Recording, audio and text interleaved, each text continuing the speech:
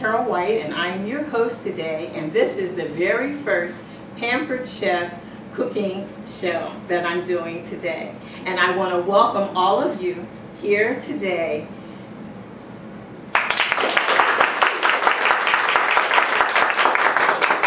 All right, so again, welcome. Does everyone have a catalog? Yes. Okay, good. So what we're going to do today in this catalog is that every time I talk about a Pampered Chef item, I want you to see if you can locate it in your catalog. Everyone has been given stickies or post-it notes to flag the page.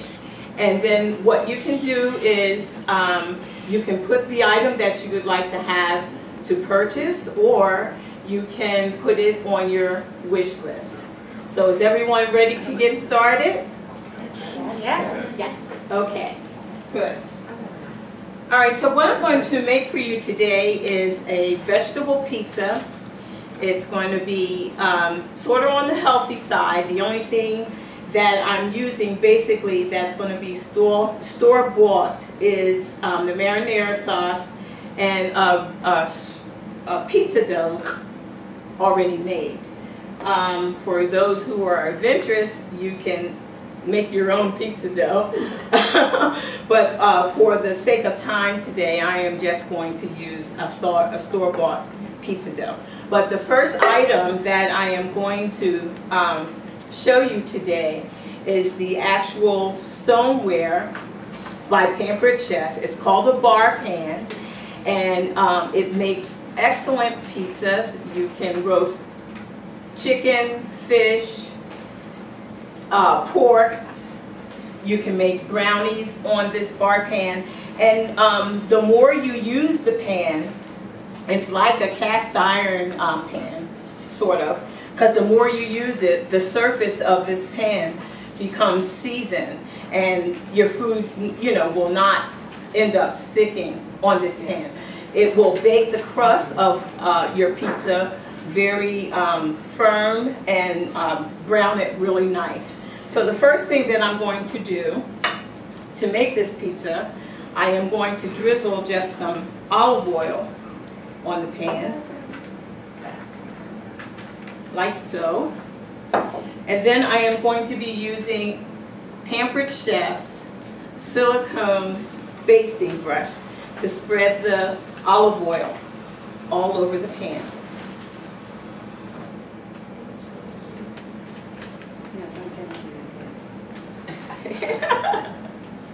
Okay, like so. All right. Once I do this, then I'm going to unwrap my pizza dough and place this on the pan. Silicone brush is really a nice basting brush. If you were doing some sauce and you wanted to dip your brush into the sauce and then baste your meat, once you're done, rather than to lay it flat on your counter, it has a nice little hook where you can just place it on the end of your bowl. Nice. Isn't that neat? Okay. We'll be using this mixing bowl later in another recipe, but this is also a Pampered Chef item. You'll find that also in your catalog. All right, now, bear with me. I never have any luck with this pizza dough getting it out of the package. Usually sometimes it'll explode on you. Sometimes you have to hit it against a hard surface. There you go. Okay, I am using a thick crust pizza dough today, and you never know. It's always a surprise when you open up this can, because you never know how this dough is going to come out. Okay. All right, so I have the pizza dough here now on the pan, and what I'm going to do is, what I like to do rather, is to pre-bake my pizza dough.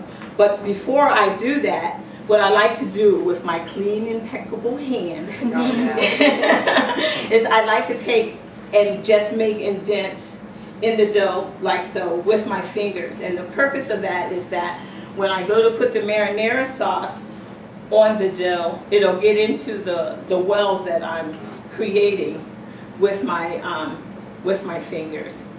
And this is not going to be a perfect square or rectangle pizza. It's going to be one of those artisan pizzas because you're making it at home and you're doing your own thing with it. And it's all about the flavors that you're going to produce once you're done with its pizza. Now, once I've done that, I will take the marinara sauce, and I'm not a saucy person when it comes down to making pizzas. Does anyone like a lot of sauce on their pizza? You don't like a lot of sauce? I don't like a lot of sauce on my pizza. I don't like my pizza wet, where all the ingredients slide on it. So once I apply this marinara sauce and some other seasonings, we're going to blind bake this pizza for 8 minutes. And what that's going to do is that the dough is going to form a light crust by itself first, and it's going to absorb the marinara sauce and any of the other seasonings that I place on that. Then once I take it out of the oven and start putting the other ingredients are going to inherit, or is going to attach itself better in the pizza. All right, so I'm going to go ahead and pour just a little bit of the marinara sauce, and again I'm using my silicone basting brush. And what's the difference? What do you think the difference is between the marinara and say like just the pizza sauce? Marinara has chunks of tomato, chunks of basil. It depends on whether you make it yourself or whether you buy it with that. It has chunks of tomatoes, and that's what I like. Okay. It's more rustic than the plain tomato or the regular pizza sauce. Right, yeah. And I think that the regular pizza sauce has more sugar and other items in it that are really not good for you. So I try to buy marinara sauce organic. Well, I try to buy a lot of my stuff organic as much as possible. And when I'm in the mood and have the time to do it, then I will make my own by just stewing down some tomatoes for a while and then adding my own seasonings. You know, I look at recipes basically as a blueprint, just something that gives you a guideline, and then you get to be yourself and put yourself into the recipe. Okay, so I'm going to finish applying the marinara sauce on here, and then I'm going to add some herbs to this. And I just want you to know that one of my famous mottos is that a well-stocked pantry is a home cook's best asset. And not only is a well-stocked pantry a home cook's best asset, but a well-stocked kitchen is also, because without the right tools and utensils, you cannot get, you know, your meals on the table in time. And I like to try to eat as fresh and as natural as possible when I can. I also want to let you know that not only does Pampered Chef have kitchen tools, but they also have a variety of herbs and spices, all types of sauces, and you'll find that towards the end of your catalog. So, do you like them? I mean, do you well, I just started to use them, and yes, I do like some of them. I haven't tried them all to be able to tell you, well, yes, go out and get the whole thing, because I've tried them all and they're very good. I have tried them all. I will say that I am more partial to another freeze-dried herb that I use, because it's actually fresh herbs that are freeze-dried when you can always get fresh herbs. And when you put them into sauce and other items, those herbs will then, you know, dehydrate themselves and come back to life. And I like using those. And when you're cooking, you know that your dry herbs are used while you're cooking and seasoning your food. Your fresh herbs are used at the very end of your meal to basically garnish, just to give that pop of flavor once your meal is finished. So today I think I am going to use as a seasoning on here. Don't want to go spicy because we have children, but there is going to use the sweet basil blend because this is going to be sort of an Italian pizza. So I'm going to go ahead and I'm going to sprinkle the sweet Italian blend on, and if you would go into the refrigerator, please. My trusty assistant, Marquita, and on the door you will you will see some Italian. Okay, so this is on here, and now what I'm going to do is I have the Pampered Chef measuring spoons. These things are really great.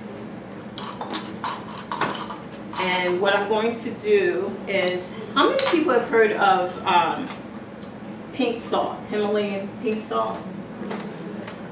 This is very good salt, and it's very, it has a lot of health benefits that come with this. I don't use iodine or iodized salt or the processed white salt because it's really not good for you. But the Himalayan pink salt, you can buy it where you can grind it yourself, or you can buy it fine after the taping. If you want to know where I get my Himalayan pink salt, I'll let you know. So I'm just going to just sprinkle just a little bit of that on here. And let's see. And this is the herbs that I was talking about. I purchased it in the refrigerated section where the salad dressings that they refrigerate, that's where you're going to find this. And I really do recommend this. This is really good because I don't know if you know about how long you're supposed to keep your dried spices and herbs. Does anyone know? Come on. Okay, here's a question. Here's a question. Do you have some spices that you've had for 2 or 3 years? Still? Get rid of them, please. Expiration date. Yes. This isn't working out thing. Yeah, get rid of them. It was hard to do. 6 months. 6 months is the maximum shelf life, I would say. Because first of all, you don't know how long they have been on the shelf when you buy them in the grocery store. Okay? And, I know what I'm thinking. And 6 months is the life, trust me.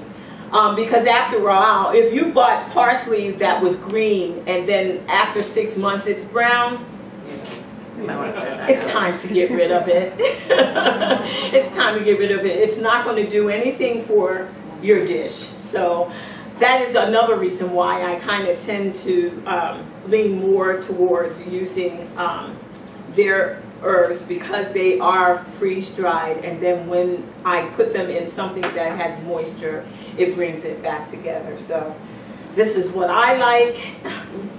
I encourage you to buy these, but in anything that you buy that is on the shelf, read your labels and check your dates. I'm going to get back to this because I've really gotten off what I'm supposed to be doing here.